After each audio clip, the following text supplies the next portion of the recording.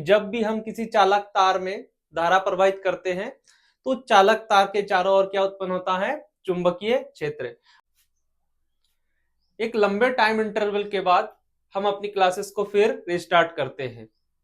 कुछ निजी कारणों की वजह से मैं वीडियो अपलोड नहीं कर पा रहा था, लेकिन अब हम वीडियो रेगुलरली अपलोड करेंगे। तो आज का हमारा जो टॉपिक है बायो-सेवर्ट का नियम। अच्छा, बायो-सेवर्ट का नियम जानने से पहले तुम्हें यह पता होना चाहिए कि चुंबकीय क्षेत्र असल में उत्पन्न कैसे होता है। सबसे पहले आए थे ऑर्स्टेड। ऑर्स्टेड ने देखा कि जब किसी भी धारावाही चालक में धारा प्रवाहित किया जाता है और उसके पास किसी कंपास को रखा जाता है तो वो कंपास धारा की दिशा में विक्षेप होता है। फिर ऑर्स्टेड के बाद आए बायो और सेवर्ट, जो कि 1820 के सदी में आए थे और उन्होंने भी सेम बहुत सारे एक्सपेरिमेंट किए और अपने एक्सपेरिमेंट के बेस पर उन्होंने भी बताया कि जब भी किसी धारावाही चालक में या जब भी किसी चालक तार में धारा प्रवाहित की जाती है तो उसके कारण उसके चारों ओर एक चुंबकीय क्षेत्र उत्पन्न होती है। अब जो चुंबकीय क्षेत्र उत्पन्न होती है वो किस कारण से उत्पन्न होती है? तो इस कारण से उत्पन्न होती है कि चालक में जो मुक्त इलेक्ट्रॉन होते हैं, जैसे हम उसमें चालक में धारा प्रवाहित करते हैं और वो मुक्त इलेक्ट्रॉन जैसे चालक में गति करते हैं तो चालक में मुक्त इलेक्ट्रॉनों की गति के कारण उसके चारों ओर क्या उत्पन्न होता है? चुंबकीय क्षेत्र। इसका सिंपल सा एक साधारण सा उदाहरण ये है कि चुंबकीय क्षेत्र के उत्पन्न होने का जो मेन रीजन है आवेश की गति। जब भी कोई आवेश गति करता है तो वो क्या उत्पन्न करता है? चुंबकीय क्षेत्र उत्पन्न करता है। तो आज के बाद अगर कोई तुमसे पूछे कि किसी भी तार के में जब धारा प्रवाहित होता है तो चुंबकीय क्षेत्र क्यों उत्पन्न होता है, तो उसको सिंपली जवाब देना क्योंकि चालक तार में आवेश गतिमान होते हैं और जब भी आवेश गतिमान होते हैं, गति की स्थिति में होते हैं तो उसके चारों ओर क्या उत्पन्न करता है? चुंबकीय क्षेत्र। ठीक है, तो अब हम अपने टॉपिक को आगे कंटिन्यू करते हैं। टॉपिक है हमारा बायो-सेवर्ट का नियम।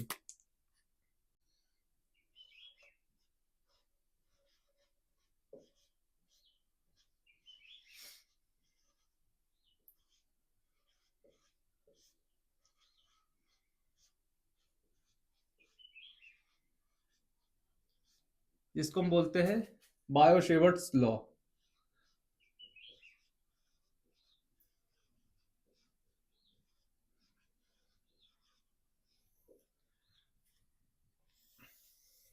ठीक है, अब अपने टॉपिक को कंटिन्यू करते हैं। तो सबसे पहले बायो-सेवर्ट ने क्या कहा कि जब भी हम किसी चालक तार में धारा प्रवाहित करते हैं तो चालक तार के चारों ओर क्या उत्पन्न होता है? चुंबकीय क्षेत्र। अच्छा, बोला किसके अकॉर्डिंग? ऑर्स्टेड के नियम के अनुसार। फिर इन दोनों ने बहुत से एक्सपेरिमेंट किया और उसके बेस पर उन्होंने बताया कि जब भी किसी चालक तार में धारा हम प्रवाहित करेंगे तो चालक तार के चारों ओर क्या उत्पन्न होगा? चुंबकीय क्षेत्र। अब मुझे इस बायो-सेवर्ट के एक्सपेरिमेंट में देखना है कि वास्तव में क्या किसी चालक तार में धारा प्रवाहित के कारण उसके कारण जो उत्पन्न चुंबकीय क्षेत्र है वो उसके चारों ओर होता भी है या नहीं। अब हम उसका क्या देखेंगे? प्रूफ देखेंगे। तो सबसे पहले क्या है कि हमारे पास एक क्या है? चालक तार है। ये मान लो हमारे पास एक क्या है? चालक तार है जिसमें आई धारा नीचे से ऊपर की ओर प्रवाहित हो रही है। जिसमें आई धारा क्या हो रहा है? नीचे से ऊपर तक प्रवाहित हो रही है और इस चालक तार की जो लंबाई है वो एल है। क्या है? स्मॉल एल है। पूरे चालक तार की लंबाई क्या है? Small L. अब जैसे मैं इसमें धारा प्रवाहित करता हूं तो इसके चारों ओर एक चुंबकीय क्षेत्र उत्पन्न होता है। अगर तुम तार से जितनी दूरी पर इधर चुंबकीय क्षेत्र निकालोगे उतनी ही दूरी से तार पर तुम इधर चुंबकीय क्षेत्र निकालोगे तो दोनों कैसे होंगे? सेम, बट चुंबकीय क्षेत्र की दिशा अलग होगा। अब हमें यह भी पता होना चाहिए कि चुंबकीय क्षेत्र की दिशा को हम कैसे निकालते हैं। तो हम जानते हैं जो मैक्सवेल के राइट हैंड रूल है मैग्नेटिक फील्ड फाइंड करने का चुंबकीय क्षेत्र, वो हम जानते हैं कि जो पेचकश, जैसे पेचकश है, पेंच के नियम से कि जो पेंच का नोक होता है वो हम धारा की दिशा में देते हैं और हम उसको क्या करते हैं? ऐसे धारा की दिशा में अपने अंगूठे को रखना है और हमें इस फिंगर्स को क्या परपेंडिकुलरली घुमाना है। तो जब धारा की दिशा इधर है ना, तो इधर उंगली को रखते हैं और चुंबकीय क्षेत्र देखते हैं किधर, तो इधर घुमाते हैं, तो इधर चुंबकीय क्षेत्र क्या होता है, अंदर की ओर तार के लंबवत होता है। हमें ये इमेजिनेशन करना है कि ये जो तार है ये बोर्ड के तल पर ही है, ये ऐसे ही रखा है, तो इसके कारण जो इसमें धारा उत्पन्न हो रहा है, तो अगर इस धारा के कारण चुंबकीय क्षेत्र निकालना है तो वो हम उसके किसके, मैक्सवेल के दाएं हाथ के नियम से ही निकालेंगे। क्या, जैसे ही हम इसको घुमाएंगे तो चुंबकीय क्षेत्र देखो इसके लंबवत जा रहा है अंदर की ओर, और इसको और इधर घुमाएंगे तो अब इसके इसी के लंबवत बाहर की ओर आ रहा है। कहाँ आ रहा है, बाहर की ओर आ रहा है। तो मैं क्या करता हूं कि इसके चारों ओर चुंबकीय क्षेत्र वाकई में उत्पन्न हुआ कि नहीं देखने के लिए अब मैं पूरे लंबाई में से एक छोटा सा खंड ले लेता हूं। मैंने माना वो छोटा सा खंड ये है डीएल, इस छोटे से खंड की लंबाई क्या है, डीएल, क्योंकि पूरे की लंबाई एल है तो इस खंड की लंबाई क्या है, डीएल। इस डीएल के कारण, किसके कारण, इस डीएल के कारण मुझे इससे इससे क्योंकि इसके कारण चुंबकीय क्षेत्र उत्पन्न हुआ, तो चुंबकीय क्षेत्र में इस डीएल के कारण मुझे किसी बिंदु पर क्या देखना है, चुंबकीय क्षेत्र देखना है। तो मैं क्या करता हूं कि इस डीएल से आर दूरी पर, वो भी थीटा एंगल पर, किससे, तार से थीटा एंगल पर आर दूरी पर कोई बिंदु क्या है, पी है, और उस पर मुझे क्या ज्ञात करना है, चुंबकीय क्षेत्र। अच्छा, तो इस बिंदु पर चुंबकीय क्षेत्र कहाँ होगा, इस बिंदु पर जो चुंबकीय क्षेत्र होगा वो इस तल के लंबवत अंदर की ओर। तो जब चुंबकीय क्षेत्र अंदर की ओर होता है तो उसको हम क्रॉस से लिखते हैं। किससे लिखते हैं, क्रॉस से। सेम है, अगर मैं इधर इतने ही दूरी पे मैं इधर निकालूं तो ये P है, तो ये P डैश हो जाएगा, और ये कहाँ है, तल के लंबवत बाहर की ओर, तो उसको हम किससे दिखाते हैं, डॉट से। तो इस पर चुंबकीय क्षेत्र क्या हो जाएगा, dB डैश। अगर डिस्टेंस सेम है, अगर डिस्टेंस सेम है तो इस बिंदु पर और इस बिंदु पर चुंबकीय क्षेत्र कैसे होंगे, समान, बट जो डायरेक्शन होगा, डायरेक्शन दिशा जो होगा वो डिफरेंट होगा। क्या इतना क्लियर है, इसमें कोई दिक्कत नहीं।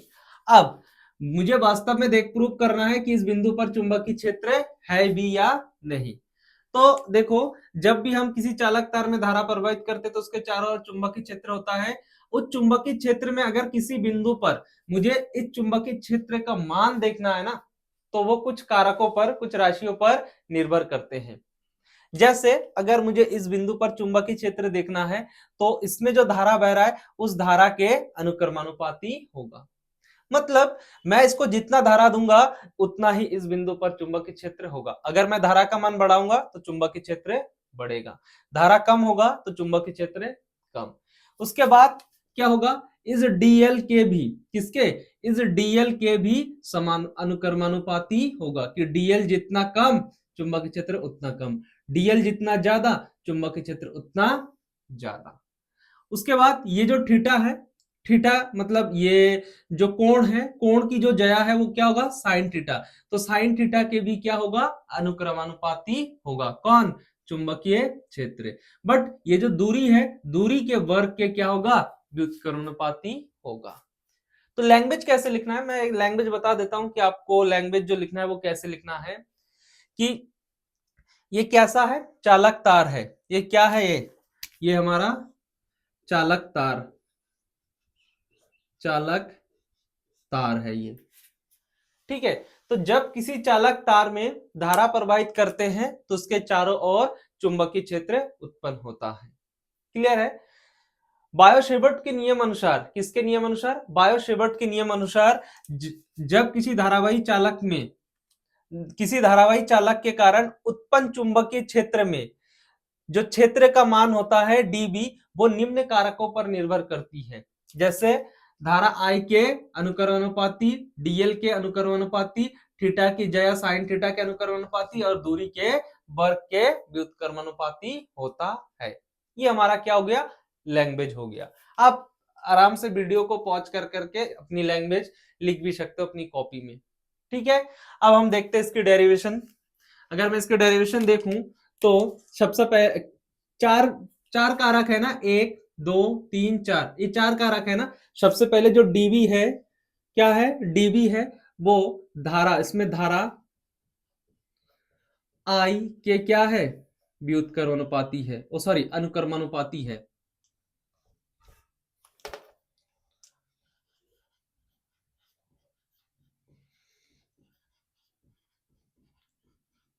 अनुक्रमानुपाती है, मतलब जो डीवी होगा वो क्या होगा, धारा आई के अनुक्रमानुपाती। सेकंड, सेम जो डीवी होगा वो किसके, डीएल, डीएल के भी क्या होगा, अनुक्रमानुपाती।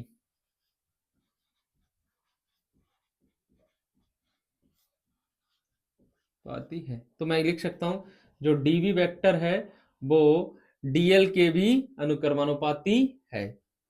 ठीक है, फिर थर्ड नंबर, जो चुंबकीय क्षेत्र डीवी है बिंदु पी पर, वो किसके, ये जो थीटा है, कोण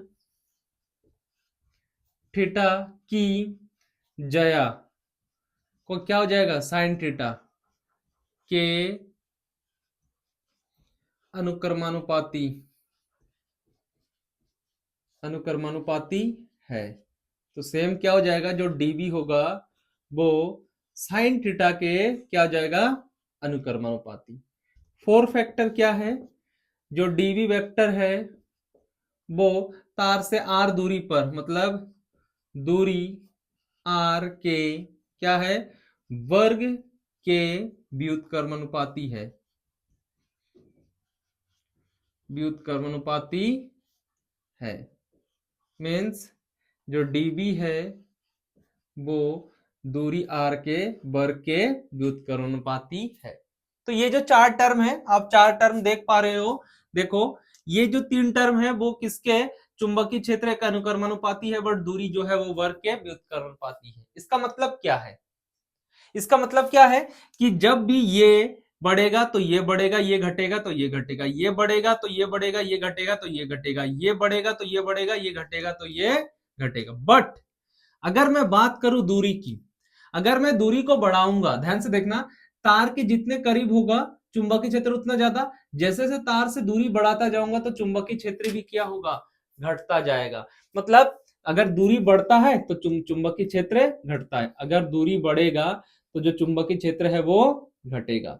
बट दूरी जितना कम करते जाओगे चुंबकीय क्षेत्र उतना बढ़ता जाएगा, इसीलिए क्या है, इसके वर्ग के व्युत्क्रमानुपाती। अब चारों इक्वेशन से देखो जरा, चारों इक्वेशन से देखो, क्या चारों इक्वेशन सब डीबी के समान है, तो मैं इसको क्या लिख सकता हूं, इक्वेशन समीकरण चारों से, या चारों समीकरण से, चारों समीकरण से मैं क्या देखता हूं कि जो डीबी है, चुंबकीय क्षेत्र डीबी वेक्टर है, वो क्या है, आई अनुक्रमानुपाती I D L sine theta के तो अनुक्रमानुपाती है, बट दूरी के वर्ग के व्युत्क्रमानुपाती है। अगर मैं यहां से, ध्यान से देखना, अगर मैं यहां से अनुक्रमानुपाती हटाता हूं तो कोई अनुक्रमानुपाती नियतांक क्या आता है, mu naught upon 4 pi I D L sine theta by R square. ये हमारा क्या आ जाता है, चुंबकीय क्षेत्र। किसके कारण, इस डीएल के कारण, धारा आई के कारण, जो डीएल है इस डीएल के कारण आर दूरी पर जो चुंबकीय क्षेत्र है वो क्या है, ये हमारा चुंबकीय क्षेत्र है।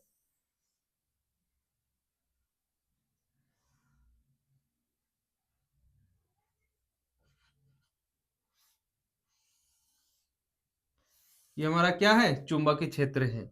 जहां ये क्या है, जहां ये जो म्यू नॉट अपन 4 पाई है ना, ये अनुक्रमानुपाती नियतांक है, क्या है, अनुक्रमानुपाती नियतांक। इसका जो मान होता है म्यू नॉट अपॉन 4 पाई, इसका जो मान होता है वो 10⁻⁻7 होता है। क्या होता है, 10⁻⁻7। इसको मैं वेबर प्रति मीटर स्क्वायर भी लिख सकता हूं, या इसको मैं एम्पियर प्रति वेबर प्रति एम्पियर मीटर स्क्वायर भी लिख सकता हूं। अगर मैं यहां से म्यू नॉट निकालूं तो क्या आ जाएगा, 4 पाई इंटू 10⁻⁻7। और इस म्यू नॉट को क्या कहते हैं, निर्वात में चुंबकशीलता। क्या कहते हैं, निर्वात में चुंबकशीलता। तो ये है हमारा बायो-सेवर्ट के नियम अनुसार किसी बिंदु पर किसी धारावाही चालक तार के कारण, किसी अवयवी खंड के कारण चुंबकीय क्षेत्र की तीव्रता या चुंबकीय क्षेत्र। देखो अवयवी खंड के कारण है ये किसके कारण है? अवयवी खंड के कारण। क्या इस बात को समझ सकते हो? इसमें ये इतना क्लियर है? अगर इतना क्लियर है तो इसे नोट डाउन कीजिए। तो नेक्स्ट टॉपिक कंटिन्यू करते हैं। नेक्स्ट टॉपिक है हमारा निर्वात की चुंबकशीलता म्यू नॉट तथा निर्वात की वैद्युतशीलता एप्सिलॉन नॉट में अंतर।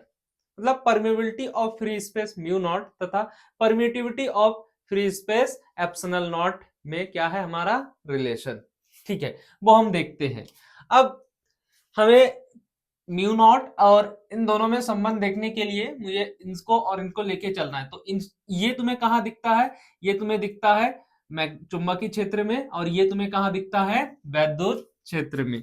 तो दो इक्वेशन हम जानते हैं, जो म्यू नॉट अपॉन 4 पाई होता है, ये किसका? अभी हमने किया था बायो-सेवर्ट के नियम में, जो चुंबकीय क्षेत्र का जो अनुक्रमानुपाती नियतांक होता है वो, और इसका मान कितना बताया था? 10 की घात -7। इसको क्या मान लो? समीकरण फर्स्ट। ये क्या होता है? वैद्युत में निर्वात की जो वैद्युतशीलता होती है वो 1/4 पाई एप्सिलॉन नॉट क्या हो जाता है? ये होता है 9 इंटू 10 की पावर 9। Equation second. अगर मैं इक्वेशन सेकंड को इक्वेशन फर्स्ट से क्या करता हूं? डिवाइड करता हूं। इक्वेशन फर्स्ट को सेकंड से क्या करता हूं? डिवाइड करता हूं। तो क्या आ जाएगा? बराबर की इस साइड जो होगा वो इधर वाला होगा, mu naught upon 4 pi divide by 1/4 pi epsilon naught equal to क्या हो जाएगा? ये आ जाएगा 10 to the power -7 equal to 9 into 10 की पावर क्या हो जाएगा? 9। क्या इतना क्लियर है? अब ध्यान से देखना, सेकेंड टर्म और फोर्थ टर्म में कोई चीज सेम होता है तो वो क्या हो जाता है? कैंसिल। तो यहाँ पर 1, यहाँ पे म्यू नॉट एप्सिलॉन नॉट सबसे ऊपर जाएगा, तो यहाँ पे म्यू नॉट एप्सिलॉन नॉट नीचे 1 इंटू 1, तो 1। ये टर्म माइनस वाला कहाँ जाएगा? नीचे। तो ये जो पावर है माइनस का वो क्या हो जाएगा? प्लस का। तो 9 इंटू 10 की पावर 9 इंटू 10 की पावर कितना हो जाएगा? 7। तो मैं क्या लिख सकता हूँ? Mu naught epsilon naught equal to 1 upon, इसको क्या करता हूं? 9 इंटू 10 टू दी पावर क्या करो? कितना हो जाएगा ये? 16। कितना हो जाएगा? 16। अब मैं क्या करता हूं? क्या मैं इसको बना सकता हूं? ये 3 की पावर है और ये इसको mu naught upon epsilon naught equal to ये कितना आ जाएगा? 3 इंटू ये 10 की पावर 16 है, तो इसको मैं 8 लिख सकता हूं। इस लिख सकता हूं ना? और इस पूरे की पावर मैं क्या करूं? स्क्वायर। और साथ ही साथ मैं जानता हूं कि इसको मैं अगर मीटर पर सेकंड में लिखूं और इस पूरे पर स्क्वायर करूं, तो हम जानते हैं क्योंकि c बराबर जो होता है, जो प्रकाश की चाल, प्रकाश की चाल c बराबर 3 इंटू 10 टू दी पावर क्या हो जाता है? 10 टू दी पावर क्या हो जाता है? 10 टू दी पावर 8 मीटर पर सेकंड। तो अगर मैं इसको इस फॉर्म में बनाता हूं तो क्या आ जाएगा? Mu naught upon mu naught epsilon not upon ये क्या आ जाएगा? ये पूरा देखो c है ना, तो c का स्क्वायर। c का क्या आ जाएगा? स्क्वायर। अगर c का स्क्वायर आ रहा है, ध्यान से देखना, अगर मैं यहां से c का स्क्वायर c निकालूं, क्या निकालूं? c निकालूं, तो c इधर आ जाएगा, c square 1 upon mu naught epsilon not. यहां से अगर मैं c निकालूंगा तो जो स्क्वायर है इधर आके क्या हो जाएगा? रूट हो जाएगा। तो म्यू नॉट एप्सिलॉन नॉट। तो मैं क्या देखता हूं? एप्सिलॉन नॉट और म्यू नॉट और एप्सिलॉन नॉट में जो संबंध है वो किसके किसके इक्वल है? 1 upon mu naught epsilon not जो है वो निर्वात में प्रकाश की चाल के बराबर है। मैं इससे भी समझ सकता हूं कि जो निर्वात में प्रकाश की चाल का वर्ग है वो किसमें? निर्वात में चुंबकशीलता तथा निर्वात में किसका? वैद्युतशीलता के गुणनफल के व्युत्क्रमानुपाती है। मतलब अगर प्रकाश की चाल क्या होता है? बढ़ता है, तो इन दोनों टर्मों का जो गुणनफल होता है वो घटता है। अगर ये घटता है तो इन दोनों का गुणनफल क्या होता है? बढ़ता है। क्या इतना क्लियर है?